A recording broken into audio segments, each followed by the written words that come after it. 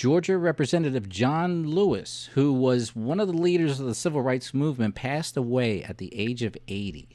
He was a 17-term representative for Georgia.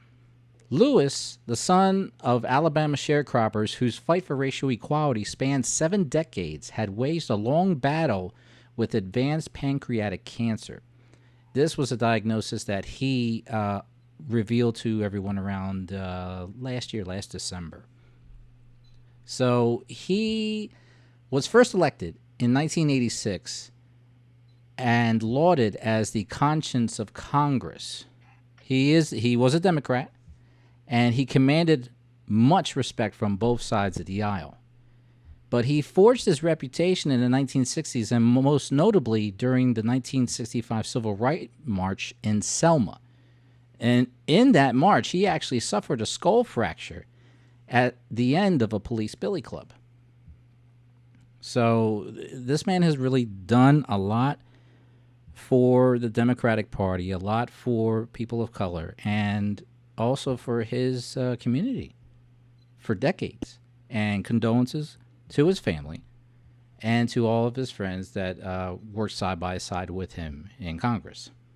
Mr. Cortez, I am asking, what can we do now? I mean, this is a gentleman who really led the Democratic movement, especially during this time with all the problems that we've been having with racism and police brutality. We really need younger generations to step up. I think pretty much he has prepped us for the future. Okay. He took the civil rights movement. It was like the poster or the prototype for what we're doing now. Mm-hmm. And I mean, all we can do, again, condolences to his family and everything. Right. All we could do is carry on and just keep his legacy alive by Mm-hmm. continue doing what we're doing now. Mm-hmm. If we see social injustices, we need to be able to step up and say, look, that's not right. That's not right at all. We could call it out, which he did.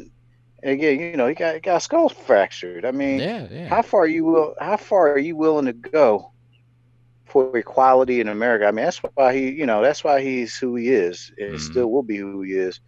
We just need to continue living on a legacy and help him and many before him accomplish his dream of equality within the United States. Mm-hmm. One of the few men that in Congress, when he was talking to you, Mm-hmm. you knew he was talking to you. I just remember him. I mean, I could just be turning the radio on and he could be talking. I'd be like, huh, what? But you'd be drawn in like this. Yeah, that was a hurt piece. Okay. Mm-hmm. That's one of the guys Trump don't want to see. No. Yeah, I mean, he was like to me, I think of him as a father, man. He was the type of cat, any father, any male figure that you had, strong male figure you had in your life, sit you down and school you and say, look, you need to get your shit together type father. You know what I'm saying? Mm-hmm. And that's what Lewis up, took. Yo. Yeah, that's how Lewis was. And sometimes he'd say things and tee people off, but he was being real, man. He was all about being real with folk, man.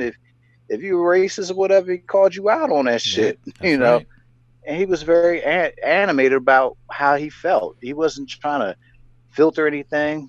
What he said is what he felt.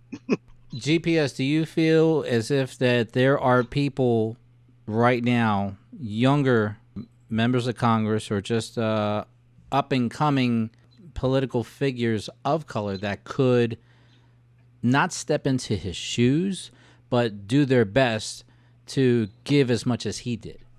Yes, but you got to remember where John Lewis came from. A lot of these Congress members were a lot closer to